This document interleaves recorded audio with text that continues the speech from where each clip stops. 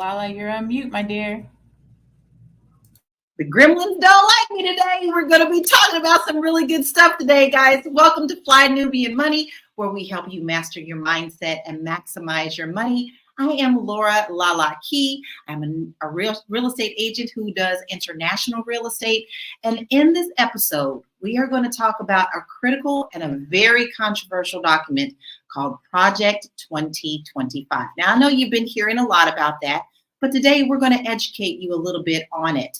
This playbook outlines a plan for the potential next Trump administration, aiming to move the country toward a more conservative, far-right, Christian nationalist state.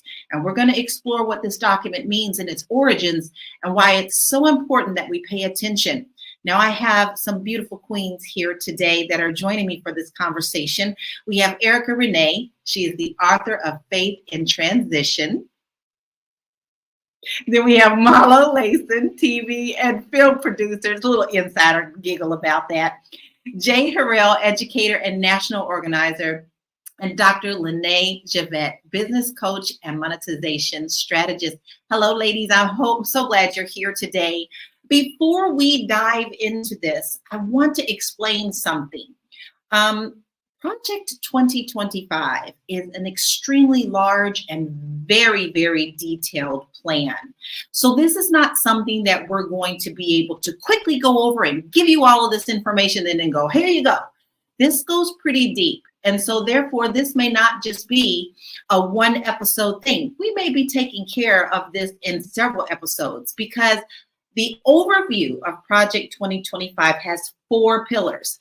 And the 4 pillars are: 1, policy agenda; 2, personnel database; 3, training programs; and 4, 180-day playbook.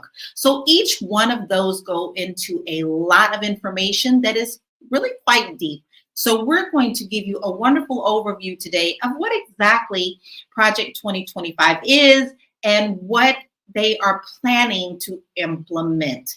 So I'm going to first tell you the goal, and then I'm going to throw some questions to our ladies who are also very well versed on this. Now, I personally have been reading and researching this for almost a year.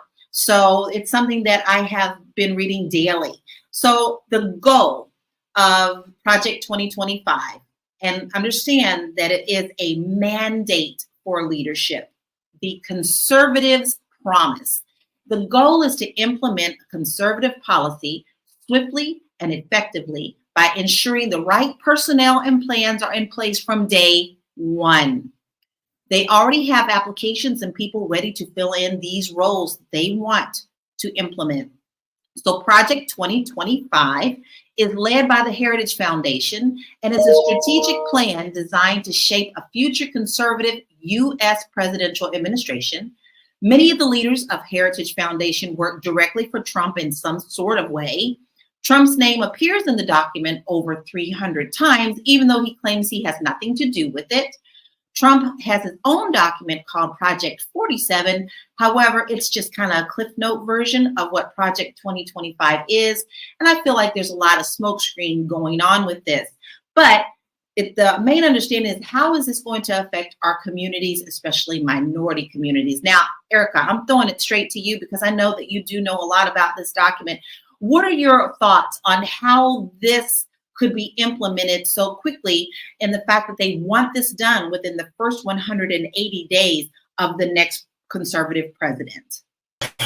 Well, I honestly think this can be implemented so quickly because it's pretty much already in effect. There's a lot of it already happening that's been happening to our community. We can talk about the education piece where they're talking about closing down schools and implementing more charter schools or more private schools. And in New Jersey, that has been happening for the last 10 to 15 years.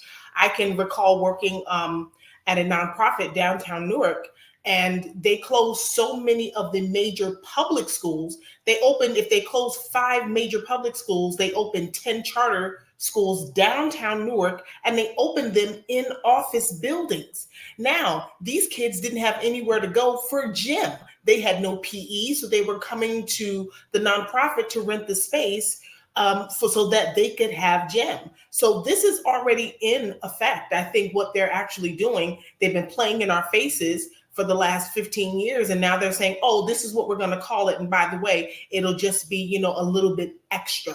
So yeah, I think this is already in effect as it goes for education, especially the healthcare system. I mean, it's just out of control. So this is already happening. I think they're just finally putting a name to it.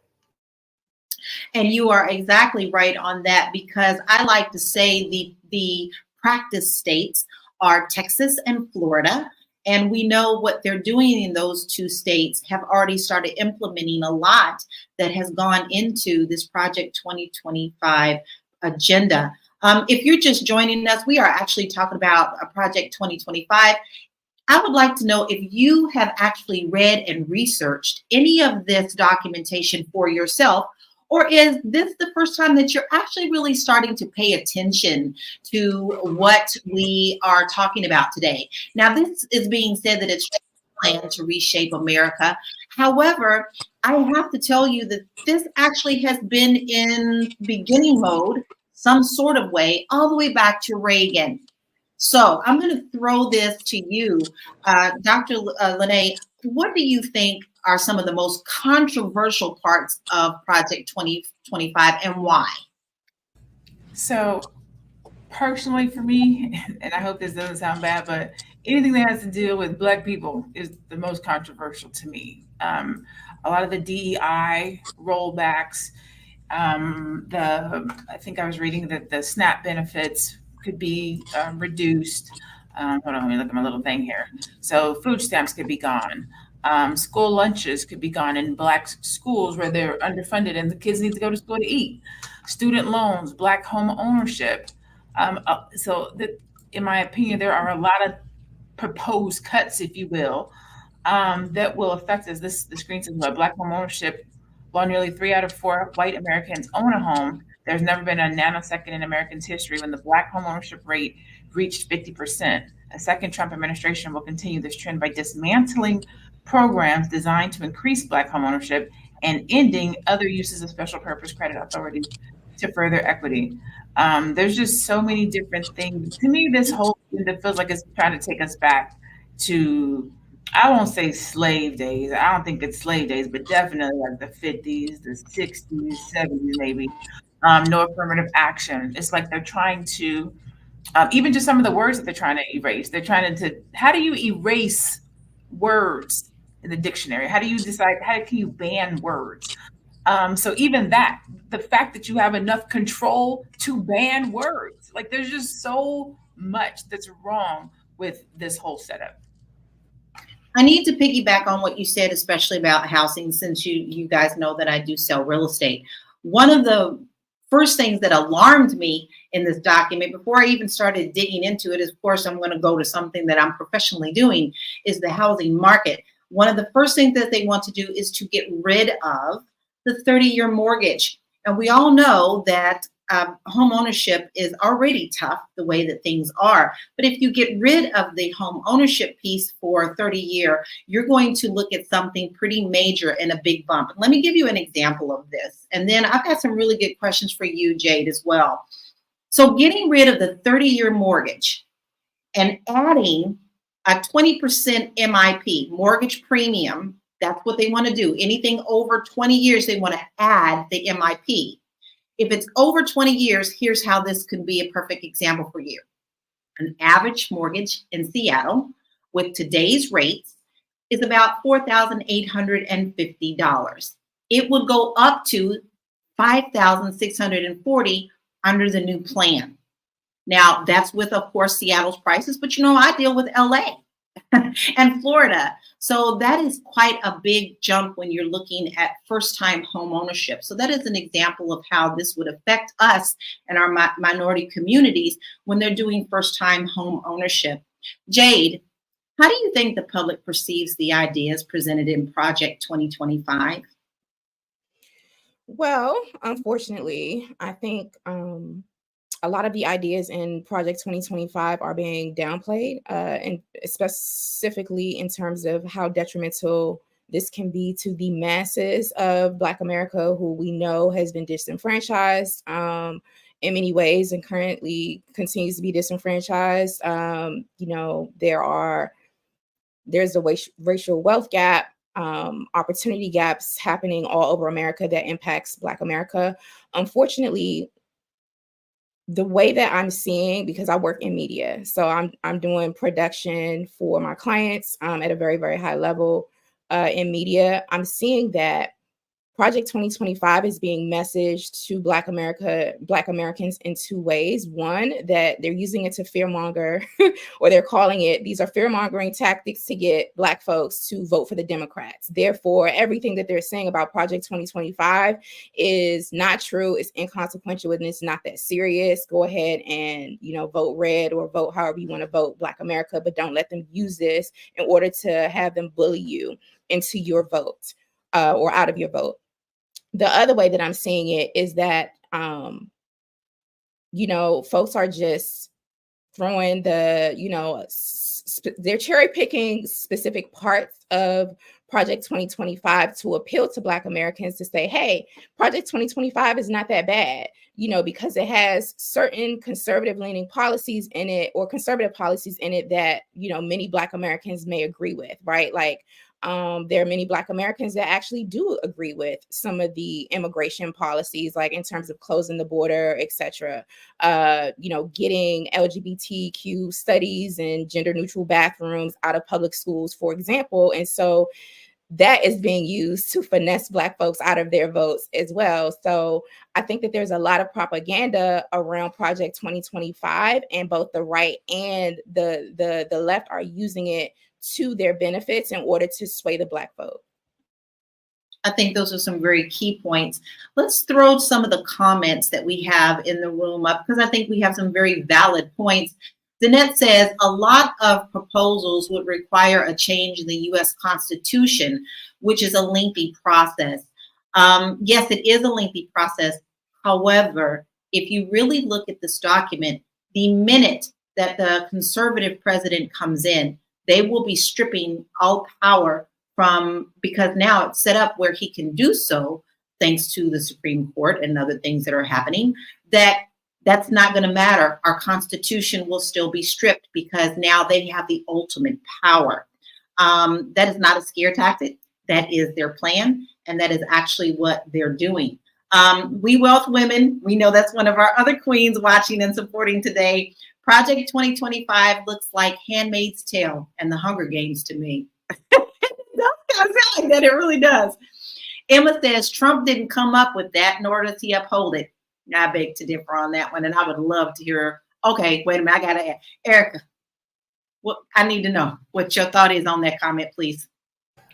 Shout out to Emma. Thank you. No, I don't believe this is a Trump thing. I don't think it would be a Biden thing either. I think this is a plan for the higher ups, whoever sits above the president, whom we may never know. I call him the Wizard of Oz.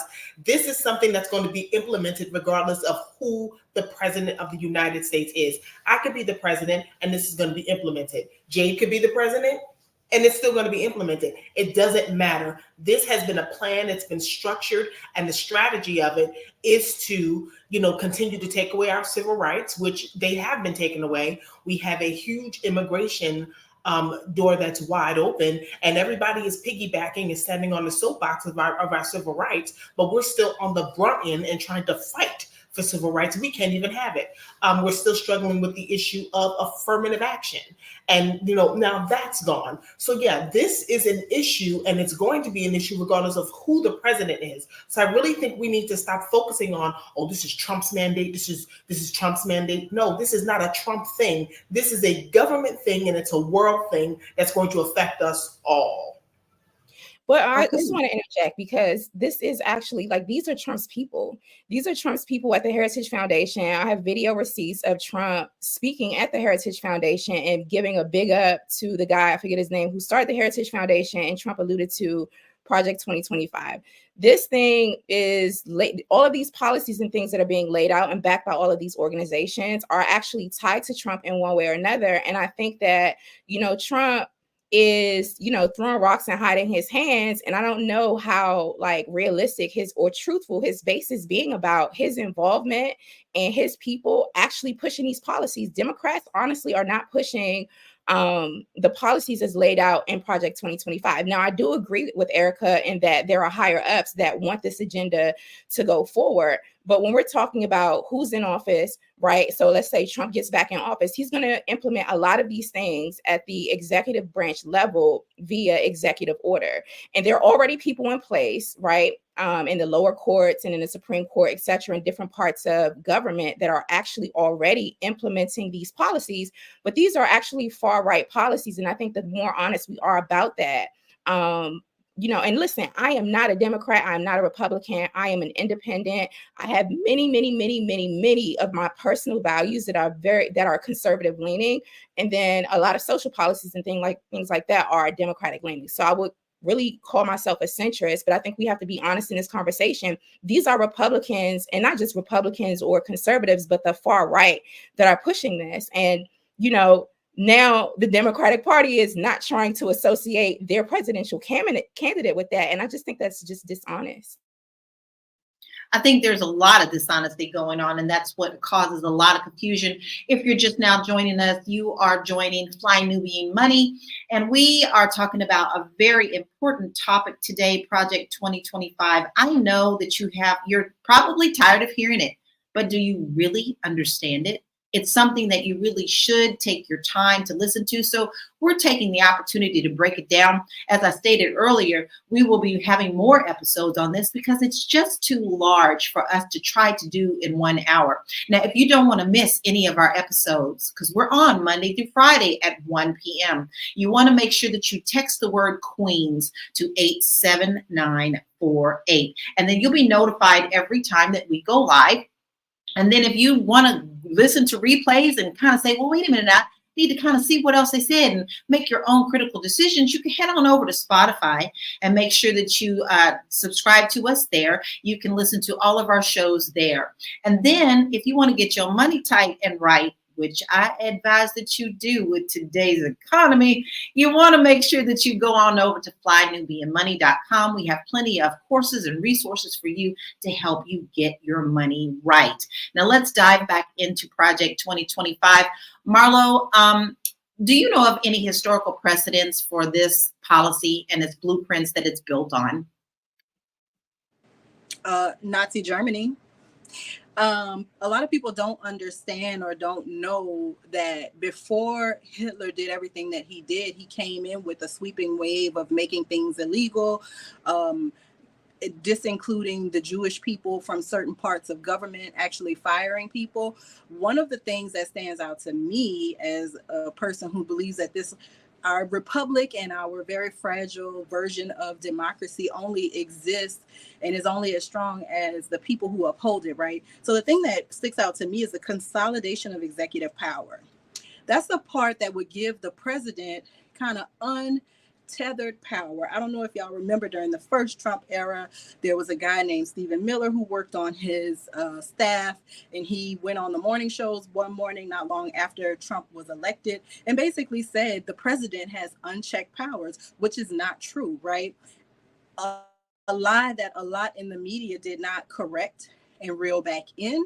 And so this idea of consolidating executive power and then reclassifying government employees as political appointees, right? So how you going to get your business taken care of at the Social Security Administration if everybody in there is a presidential loyalist that is from the opposition, right?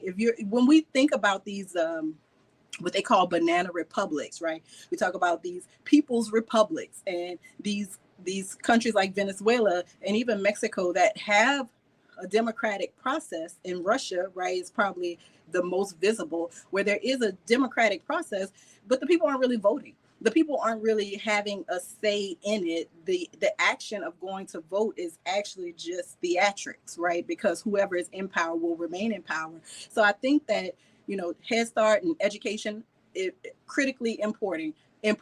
Voting rights, critically important. But if you allow the three, our system of three parties in government, right, which is the executive, the legislative, and the judicial branch, if you allow a sweeping revamp of that. That is how you go from Democratic voting republic to banana republic. It's just across the street. We're right across the street from a banana republic. And I think that people have to, again, I said yesterday, vote local, pay attention to what's going on local. Our governor here in Louisiana, Jeff Landry, we got about 13% of the vote in Louisiana because there was about a 27% voter turnout when he was elected. Now I have people saying, what about school lunches? Why they got the Constitution or the 10 Commandments got to be up in the schools, right? That's part of this. My great state is leading the way and putting things in classrooms that children don't need, that aren't going to lend themselves to education, right? So I think that it's always local. Look at your governor. You mentioned Florida, you mentioned Texas. They are ridiculously backward conservative in those states. Louisiana, include that, include Alabama, include Mississippi. What about Arkansas, right? I think that people really have to, as scary as the overarching federal issues are, state level, look at it on a state level, because if they can't do it on a state level, they can't do it on a federal level. So I think that the protections for people are local, and we just got to do the work as the voting public to make sure that things that we don't stand for don't happen. But if you just sit by and wring your hands and throw your hands in the air, they will seize that power. And I think that's where we always say knowledge is power. You have to want to get that knowledge. So that is why we're discussing it today. We want you to understand what is being proposed and actually has already started being implemented in our government to take away your civil liberties, because that is what it is. That's not a scare sentence. It is very much true. I'm gonna read this comment. Donald Trump is a moderate, as you're going to come in the Republican Party, despite what they want you to think. If Project 2025 is passed, I don't think it will be under them. Can I just respond to this? Sure. Project 2025 is a plan. It's not legislation, right? It is the blueprint to legislation. There is no Project 2025 on the table for our lawmakers to vote on. So I think we first have to have an understanding of what is and what is not. This is something that they are proposing. It's something that our Congress will have to vote on. So it's something that you as a diligent voter must decide, what are the people who are running for the state house, the Senate, the House of Representatives in Washington, D.C., what are they looking at doing? Who are those people? I think that that's what we need to be looking at. I don't want people to be confused thinking Project 2025, people going to bang a gavel in January and it's going to be whoop-de-whoop Project 2025.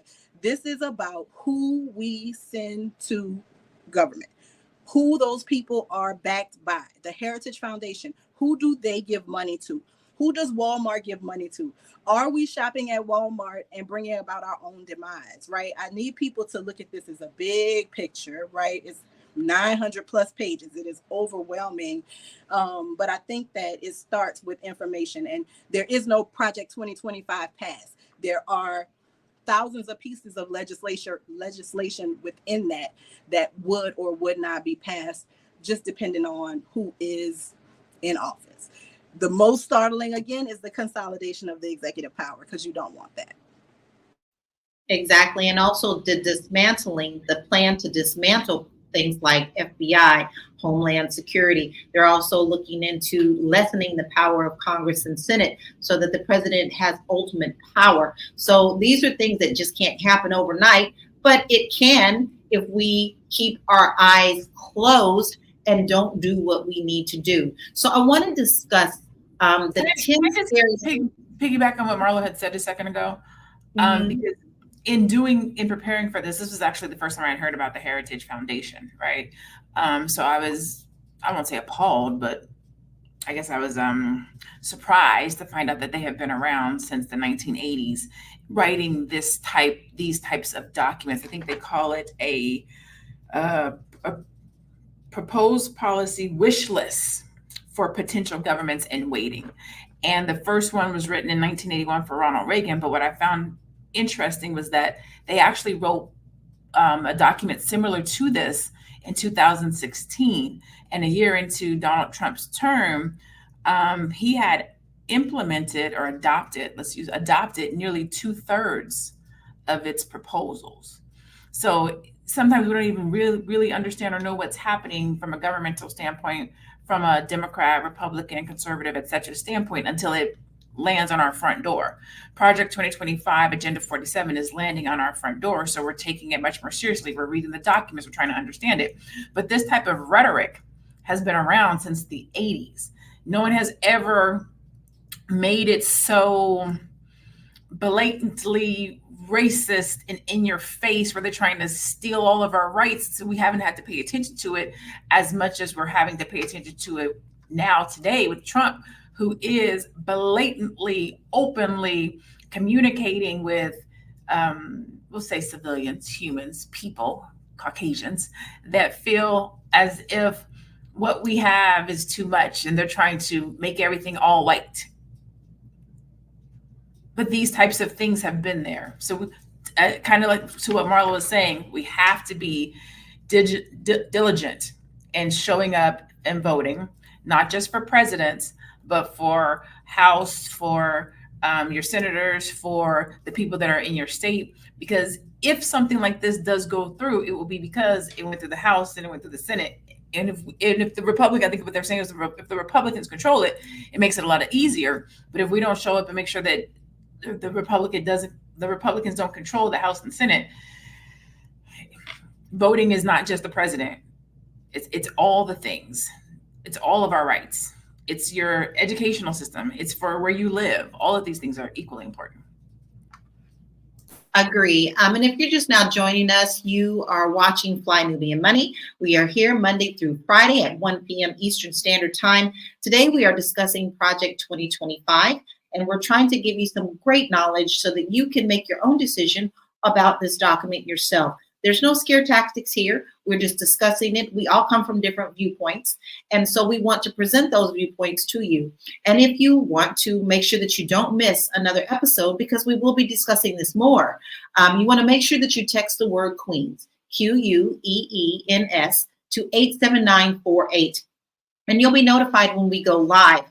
Also, you want to make sure that you check us out on Spotify. You can find us at Fly Nubian Money there as well. You could take us on the road with you, have your coffee in the morning, have your midnight drink before you go to bed and listen to us. And then also you want to head on over to our website, because regardless of what's going on, you always want to make sure that your money is right?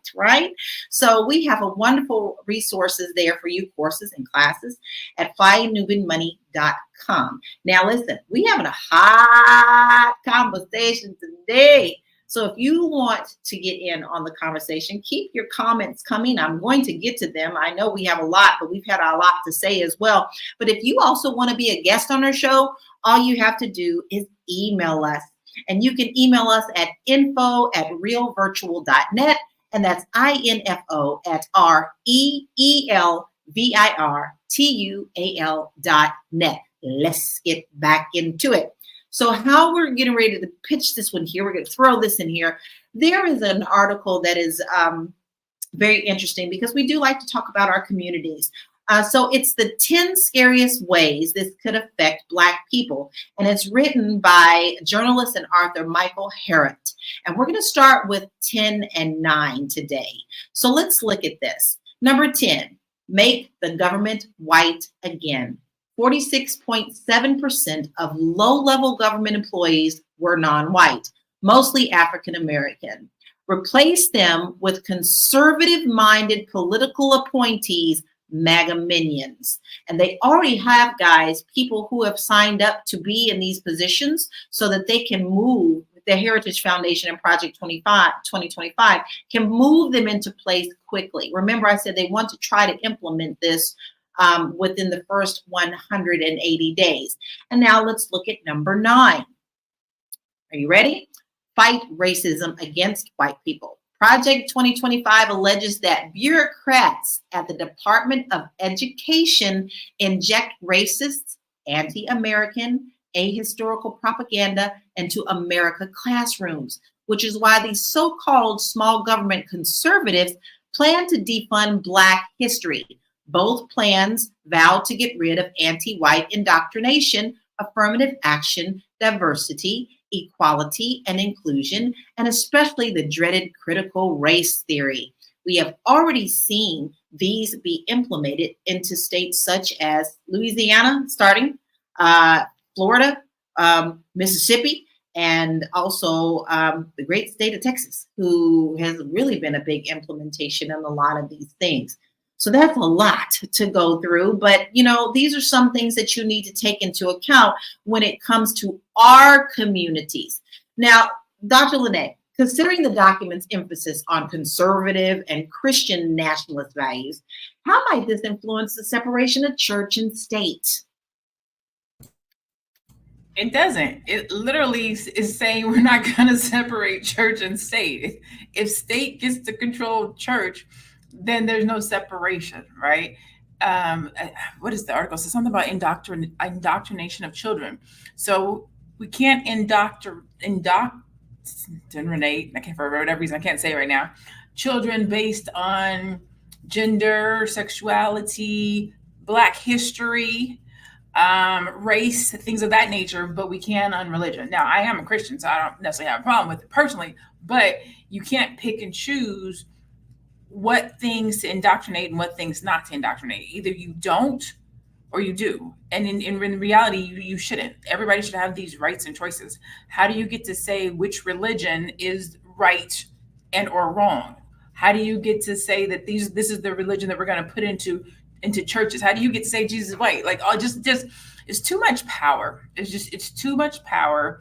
If we're on such a slippery slope of becoming a nation where we don't have any power. And it's not just we as Black people don't have any power, it's we as Americans don't have any power. So if Americans don't have any power, and we as Black people, African Americans, have less power than Americans, it's going to be really bad. It's going to be a really sad day. Whether we're talking about religion, jobs, houses, business, education, mortgages, it's going to be a very sad day for Black people if any part of this Project 2025 or Agenda 47 actually finds its way through.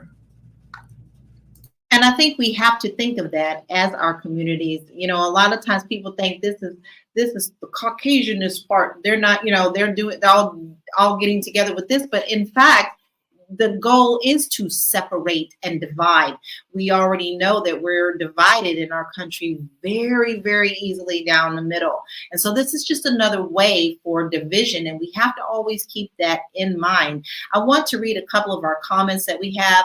James Stalin says, a second Trump administration will continue this trend by dismantling programs designed to increase Black home ownership and ending other uses of special purpose credit authorities to further equality. That's actually true. That's part written in there.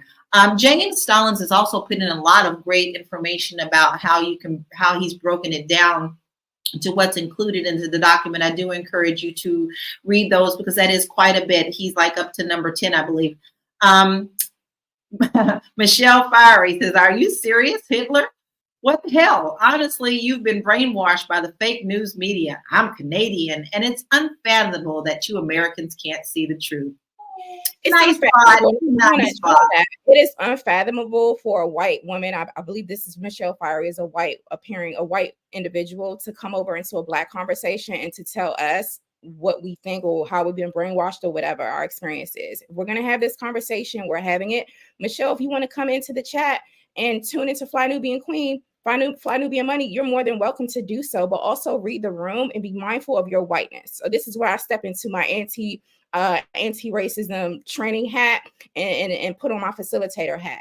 You get to not come over here and tell Black women or Black people what to think, how to think, or whatever. If you want to sit and learn, you can actually do that, but you can keep your unsolicited racist comments to yourself. Ditto. And I'm sorry, and Michelle, cut it out with the Native American sis. Discontinue. I just had to put that in there because, you know, all of a sudden you want to have a drop of blood that's of ethnicity to feel like you are validated by what you're having to say, and your rudeness and audacity on top of it. No, let's discontinue with the Native American blood drop. And, you know, you are using your privilege, because you don't look Indian in the picture you got. You're looking like you're using your privilege. Yes, I can get defensive, sweetheart, because this is my platform. I digress. So yeah, discontinue that and have a nice day. I think most people who follow us understand that we are in a really, I'm sorry, go ahead. I do apologize. I need to back up my sister Erica, because Michelle tried to come into the chat and claim that Donald J. Trump was not a racist and that there are many Black conservatives and Black Republicans. Yes, we do have Black Republicans, we do have Black conservatives, and Black Democrats. You know, our sister Michelle may have a different opinion politically than on this panel, but that's still our sister. We get to have these conversations without whiteness coming into play and trying to pit us against each other. So I want to reference that comment about you claiming that there are Black conservatives, because you're trying to sow discord within the conversation that you weren't invited to. So I just wanted to name that. I do apologize, Lala, for interjecting, because, you know, I'd like to introduce my favorite Black conservative to the chat, Michael Steele. If you want to look at a conservative viewpoint that is a straight down the middle, reasonable, very standard Black conservative viewpoint, most Black people lean a little bit more conservative than they do liberal. Check out Michael Steele. Nobody is hating on conservatives here, but the idea of anti-white racism, as you know, my good sis jumped in the chat to defend these sorts of principles, right? As we were going over Michael Harold's 2 of his top 10, this idea of anti-white racism and not wanting to teach the nasty old critical race theory to 5-year-olds. I never knew that we taught collegiate level classes to kindergarten children in mass in that way in America. So that was new to me.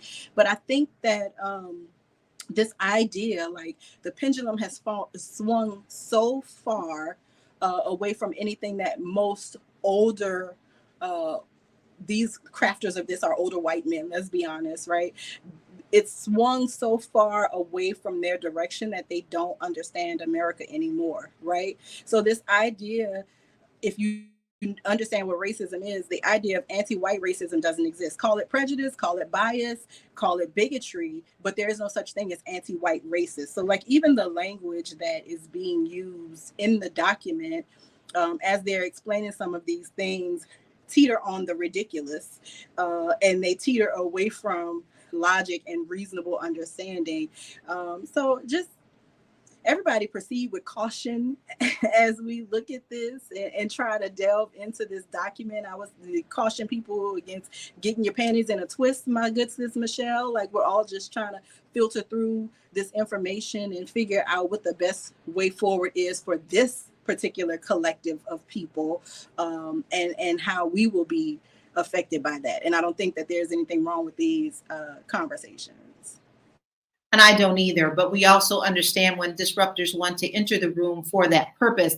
And I'd like to point out, if you've never watched this before, then maybe you don't understand what we're all about. What you don't understand is my beautiful queens that are here with me. We all have different perspectives, and our goal is to educate you on all sides of the platform. So if you have a problem and you don't like what we're saying, you can step. It's okay. We don't mind. So with that being said, as this fear-mongering thing, sister, why are you so threatened, Michelle? It's all right. I'm going to throw a question to you, Jade. How do you think the proposed restructuring of the federal agencies will affect their functionality and their efficiency? Because they are planning on stripping a lot of their powers. Jade. Muted. I'm trying to. Oh. I'm going to throw it to Erica while she's getting herself together. Okay, I was frozen. Whew, okay. Michelle, and messed up my algorithm. So we definitely do have government structures, right, as they were intended to function in order for there to be a system of checks and balances in government, right? So that no one particular sector of government or branch of government is able to serve itself. And there needs to be checks and balances because ultimately the government is supposed to serve the people. So without, like, with the dismantling of many of the, now I do believe that a lot of these agencies definitely do need to be improved upon, rectified, and they need to be cleaned up.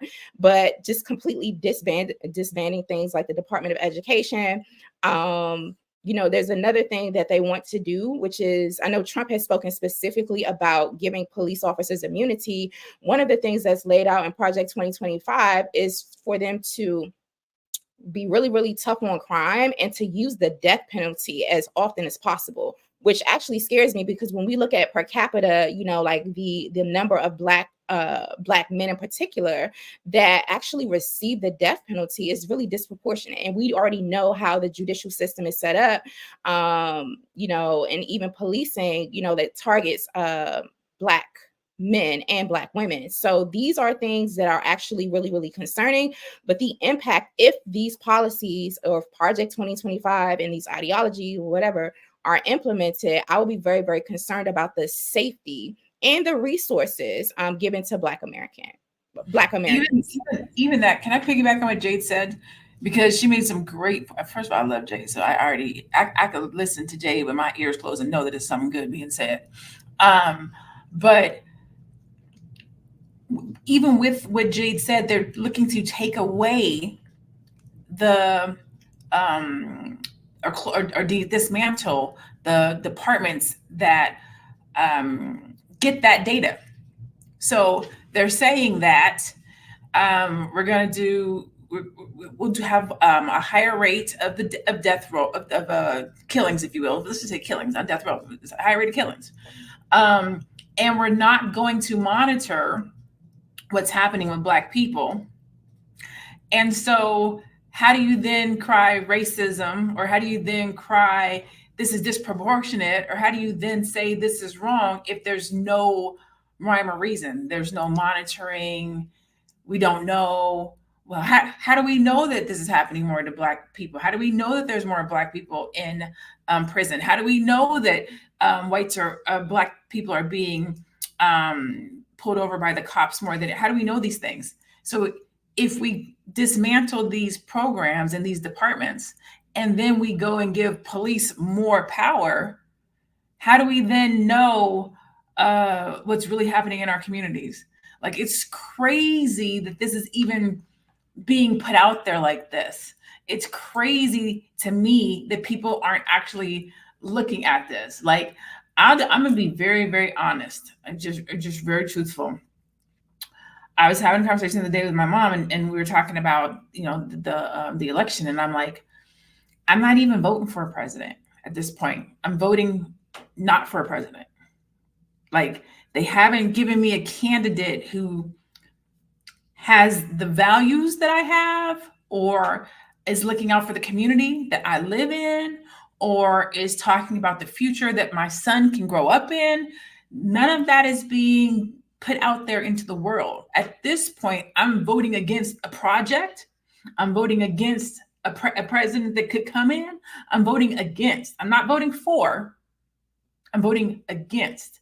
Because these policies, and we're just talking about Project 2025. We're not even talking about the Supreme Court appointment that's getting ready to happen that we can't let the Republicans get. Like, there's not, everything about this election in 2024 screams, get your nieces, your nephews, your cousins, your auntie, your grandma, and anybody that can vote, and go out to the polls to make sure that the legacy of Black people, the everything that happens from this point on, is protected. Because if we don't protect it in this election in 2024, I can't even imagine what this world is going to be like in the next 20 years. Not just the next 4 with Trump in it, but what will be put into place over these next 4 years will set the precedents for our children and our children's children and our children's children's children's world. It matters. It's important. We have to be thinking about this. This election is not one of those, it doesn't matter. It matters the most. And with that being said, I have to say, if all the things that we have been fighting for years and finally got feeling like we got a half of an inch of it, with Project 2025, they'll be stripped away again. How many more years will it take for us to get back what we have lost once before? I do want to raise a comment up from Michelle Brown, because I want to make sure that you have a reminder of what you're watching. We are Nubian. Kind of says it in the title. So we appreciate you, Michelle. That is true. Nubians in the title. So if you don't know what you're watching, this is a Fly Nubian Money, and we are here Monday through Friday at 1 p.m. We talk about things that affect our community, and we also help you to think about your finances as well. You want to make sure that you watch us Monday through Friday at 1 p.m. And if you don't want to miss an episode and join the conversation with us, because you can put the comments in. As you see, we definitely talk back to you. You want to make sure that you text the word Queens, QUEENS, to 87948. 87948. And if you really want to come on and have your opinion heard, you're more than welcome to do that. So why don't you send us an email? Send us an email at info@realvirtual.net. And that's info@REELVIRTUAL.net. We are talking about Project 2025 today, and this will definitely affect us financially. So if you want to get your money right and money tight, make sure that you go to flynubianmoney.com. We have a lot of great resources for you, a lot of courses that will help you put your money in order. Woo! Do you see just how much we are already having issues with just trying to educate the public? And that becomes a very hard thing, because I feel like a lot of times people come in and want to throw things off track when the main points should always be hit. So I'm going to reel us back in a little bit because it's very easy to get off target. So Erica, I want to know, out of this document, and I know you have many concerns, but what is the one thing that is the most concerning for you? Oh my God, it's so much. I don't have children, but I still look at that education piece. It is crucial, especially with so many schools that are closing. You are closing public school after public school after public school after public school. And it's like, well, where are all of these kids going to go? And now you have teachers that are generally in the Black community unfamiliar with our culture, coming in from the Midwest and out of town to educate our children. Or are they educating our children based on an agenda? So that for me is a really big challenge, because I've actually seen it. There's a part of Newark, New Jersey, where they actually built housing for teachers that were willing to come into Newark and teach for 5 to 6 years to have their student loans forgiven if they were able to teach in an urban community. And now those teachers, they came in, they made X amount of dollars, and then they just left. These kids didn't learn anything. A lot of the teachers were unqualified. There was a teacher that was actually teaching high school who was only licensed to teach the 8th grade. Who found that out? The actual students found that out when that gentleman came into the school to start educating them. So this is a really big concern for me, the education piece, even though I don't have kids. But you know what? I'm going to get old. Thank goodness. I'm going to get old. And the generation behind, those will be the ones to take care of us. So it is very important that this education piece is taken care of. I agree. I already feel that we're so behind in the world. And I see a huge difference. I need to point this out. When I'm in Portugal, and I'm seeing families walking with their children, these babies, they're looking around, they're experiencing, they're playing on the playground, they're playing in the sand. They're not looking at their phones. When I'm in America, I see babies 6 months old doing this. And we're already behind on the education system. I think it's so critical on how we decide that we're going to change that for our children. It's just really important. A bitch stay win in says, I love it. I love how we're so creative. Black American people should withhold their vote until either side gives us a viable plan for Black America.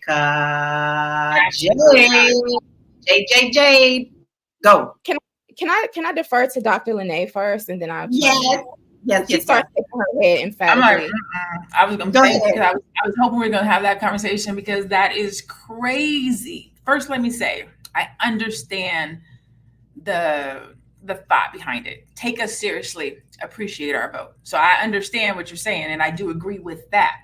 However, we got to play chess, not checkers. Like, we show up to these types of things playing checkers based on our emotion. Emotionally, you should respect my vote. Emotionally, I shouldn't vote for you if you didn't earn it and you're not thinking about me, right? So I get the sentiment. However, if we held our vote and we didn't show up, we would literally be letting all these other people speak for us.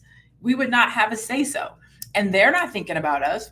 They're not going to vote for our on our behalf or the things that get us further. They're trying to take the stuff we have away already right now, right? So in theory, it does make sense that Black Americans should withhold their vote, but the reality is we cannot. We have to go out and vote on these and education. We have to go out and vote on what's happening in our community.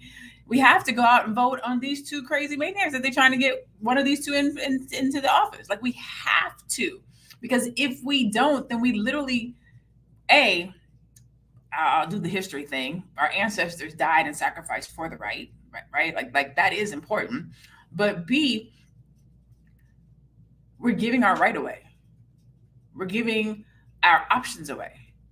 We're giving our ability to live any type of quality of life away. So we have to go and vote, even though they don't give us good candidates, even though these people don't care nothing about us, even though we have to go and fight the machine. That's my 2 cents. What you got to say, Jade? Yes, I was going to say that during the last election cycle, I was one of the ones toting the hashtag no reparations, no vote, hashtag no tangibles, no vote. And I just really, always at the local level, I've always voted. I will always continue to vote. But during that last presidential election cycle, I could not in good conscience vote for Joe Crime Bill Biden or for Donald J. Trump. And so I personally asked Dr. Claude Anderson if I could write his name in. And that was, it sparked into a whole conversation because, in Powernomics, he definitely does talk about holding the Black vote. But what I learned is what he's saying is to use the Black vote strategically. And he did not want us to take his words out of context and say not to go to the polls, because we can't afford to not go to the polls. We just get to be very, very strategic about who we're voting for, financing our own candidates and buying our own candidates, and voting for people who are pushing a Black agenda. And so with that, I voted for a third-party candidate last time. I'm going to do the same thing this time. At this point, I am interacting with the phrase not go to the polls, or I'm voting for the couch, or I'm not voting for anybody. I see that now as a form of voter suppression. For all of the reasons that Dr. Lene just laid out, we cannot afford to not vote, especially not at the local level, and especially not in the swing states. So if you're in one of the 7 swing states, Pennsylvania, where that rally just happened, where there was an attempted assassination on the now Republican presidential nominee, Pennsylvania is a swing state. So is North Carolina, as is Georgia, as is Wisconsin, Michigan, Arizona, and Nevada. So those 7 states are going to determine who the next president of the United States is going to be. So if you're not in one of those 7 states, then more than likely your vote for the presidential nominee is already set based off of if that state is traditionally blue or red. Now, at the local level, and so this is where the voter suppression comes in on that phrase, at the local level, Black folks, we cannot afford to just give our votes away or to sit home and quote unquote vote for the couch. First of all, it sounds ignorant, stupid. Second of all, there are judges, people, their district attorneys, public advocates that will be on ballots, and a slew of, Congress people, states representatives, right? Representatives of state legislatures that are also going to write policies and vote on policies that affect your Black life. So I see the phrase Lala as voter suppression. We need to vote, period. I agree with that. And we are starting to wind down the show. But before I throw my final thoughts to our queens here, because we know that this is going to be an ongoing conversation, I want to put something in all of you all's ears to start thinking about. I'm going to need you to pay attention to what I'm getting ready to tell you, because one of these points should at least make you mad. And then you want to see what it is that they're trying to do to make these changes. So here are a few, just a few key agendas that Project 2025 is offering. You ready? Ending no-fault divorce, repealing the Affordable Care Act, providing additional tax breaks for corporations and the wealthy, instituting a complete ban on abortion based on the Comstock Act of 1800, cutting Social Security and Medicare, eliminating climate protections, defunding the FBI and Homeland Security, banning LGBTQ plus education and strictly limiting contraceptives in vitro fertilization, banning pornography and imprisoning violators, banning Muslims from entering our country, eliminating union and worker protections, raising the retirement age and prescription drug prices, eliminating the Department of Education, banning African American and gender studies, banning books and curriculum about slavery, using the military to break up domestic protests, ending birthright citizenship, eliminating federal agencies like FDA, EPA, and NOAA, and getting rid of the 30-year mortgage that is also going to cut home ownership for people. I say these things because we are going to continue this conversation to help educate you. And if one of those things really got in your craw, then I urge you to make sure that you go and download that document. It's everywhere. It's everywhere. Very easy to get your hands on because they're putting it right in your face.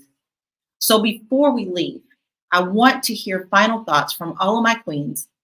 And I want you to please tell us where we can find you. Let's start with Dr. Lene. Your mic. I just want to roll my eyes at these comments over here. There's so much. I don't even know where to begin.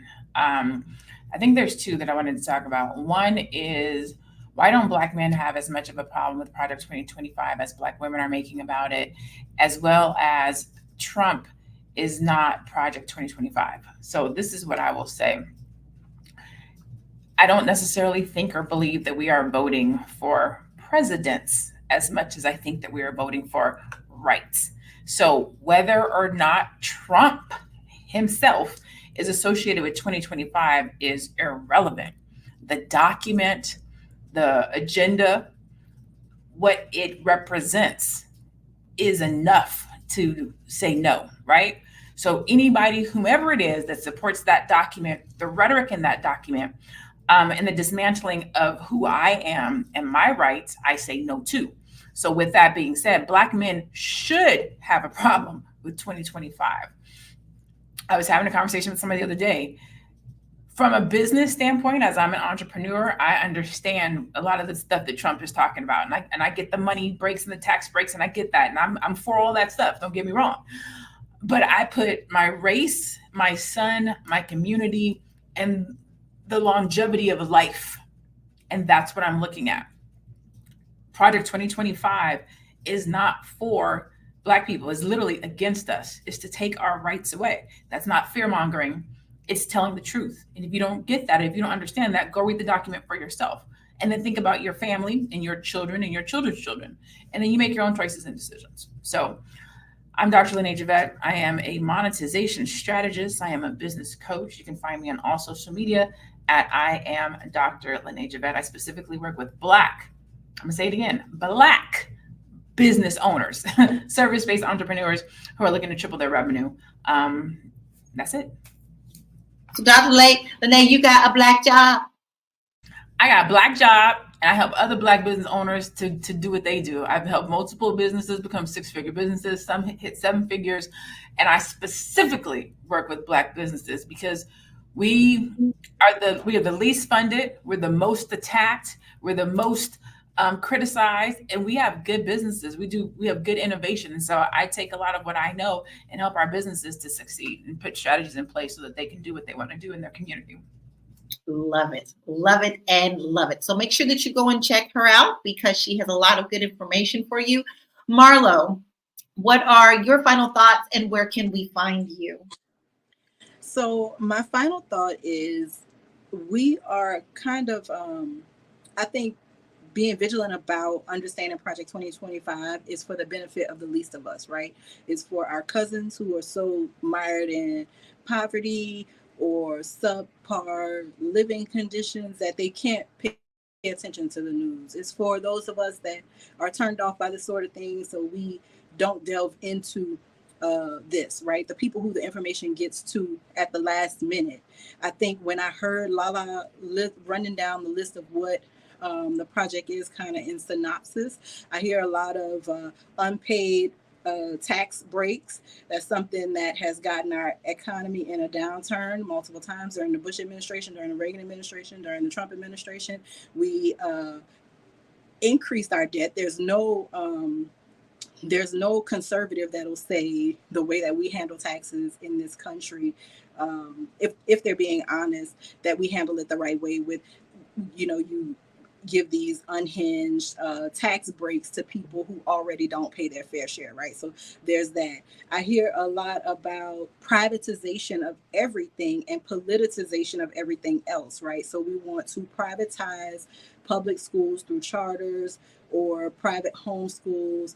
We want to politicize government jobs, right? So we want to politicize the IRS, the Social Security Administration. I think that people need to stop looking at only my pockets and how things make my pockets better, right? Because if your pockets get fat and somebody else's pockets fall out, what you think is going to happen to you and things that are in your pockets? I think that, for Black people, we got to get away from this rugged individualistic mindset that is America. That's not who we are as people. We are communal.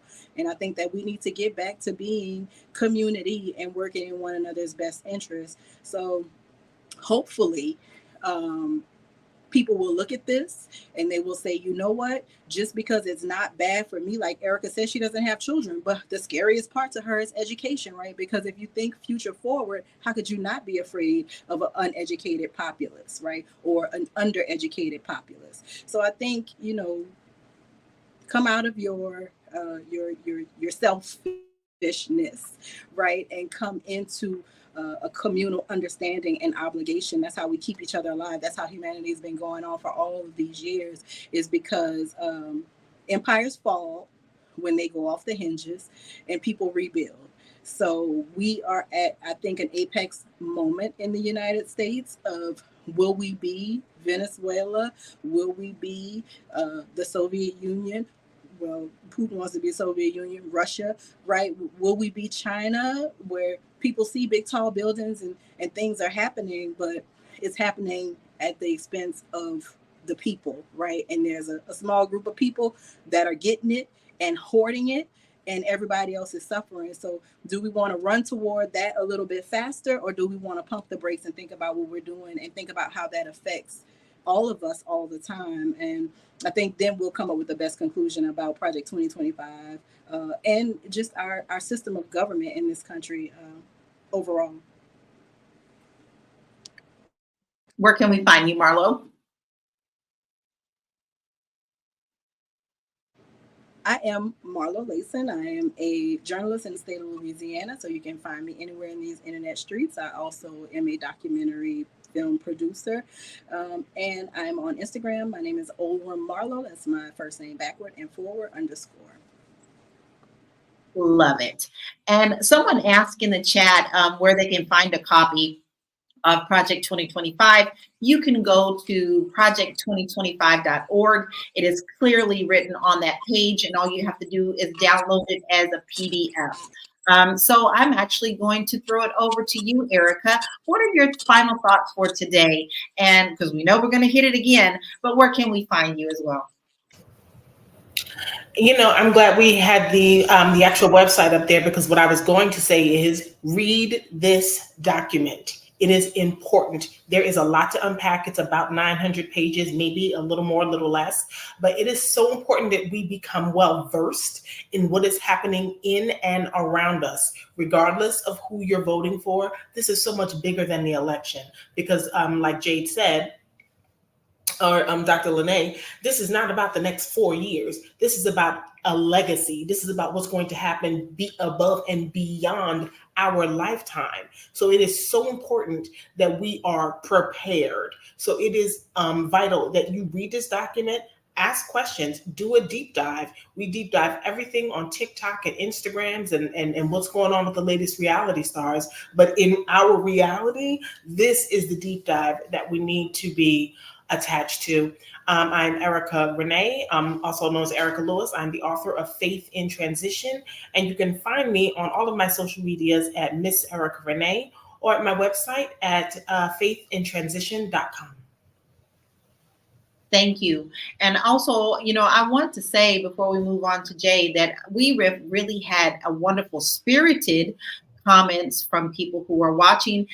We appreciate you at least voicing your concerns. We don't always have to agree. That's a part of being an American. Okay. We don't always have to disagree, but I tell you what, we always must come to a foundation where we have an understanding in that foundation, and then we can grow from that together. So Jade, what are your final thoughts, and where can we find you?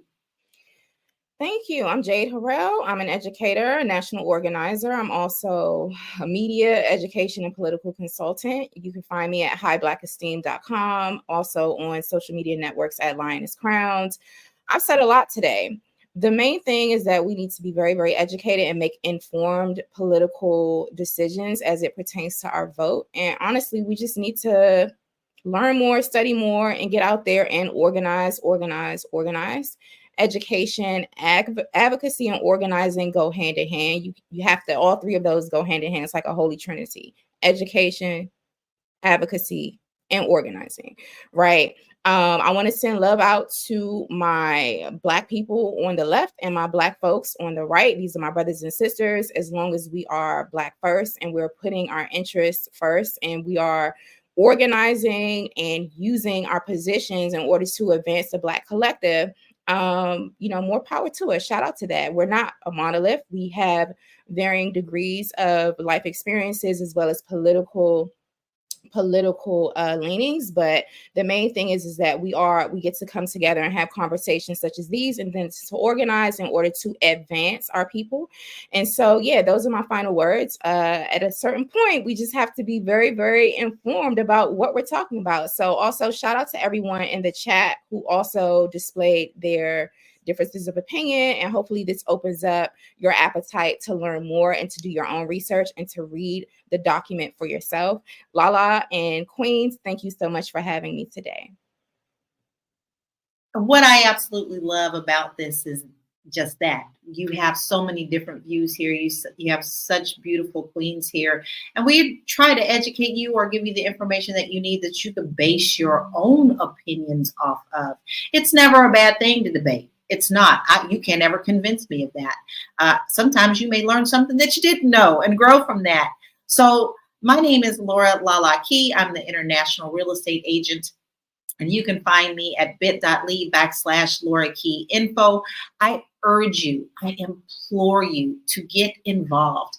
There is always a platform that you want to fight for. Find what it is that you want to fight and support for, because that's where you start, within your own self. And always be able to hold a listening ear, because if you don't listen, then you don't understand where the other side is coming from. It's simply that easy. So we want to thank you for joining us today. We loved all the comments. You are watching Fly Nubian Money. We are here Monday through Friday at 1 p.m. and you don't want to miss an episode. And how do you not miss an episode? Well, all you have to do is text the word Queens, QUEENS, to 87948. And if you want to get your money right and money tight, make sure you head on over to our website, flynubianmoney.com. And then don't forget that we're on Spotify as well. Go on over there, same name, Fly Nubian Money. Subscribe, give us a good review, and take us on the road with you. And then listen, you had a lot to say, y'all, but I sure would love to have you come on as a guest. Now, come on here and debate. We like to debate. You have to just email us for that at info@realvirtual.net. That's info@REELVIRTUAL.net. Now, listen, guys, we just opened the door for you. We are not trying to sway and persuade. What we want you to do is to get educated and understand each one of the points. So this will be a continuation of this because there are 4 pillars to Project 2024. We opened the door to some of the things that you should be thinking about that will affect your communities and your household. But we want to say thank you. We want to say thank you for being here today. Continue to come. We love the comments, and keep the comments going even after we're not live anymore, because we do come back and comment. So thank you for joining us today. We will see you tomorrow, same time, same Queen channel. Y'all have a good day. Bye.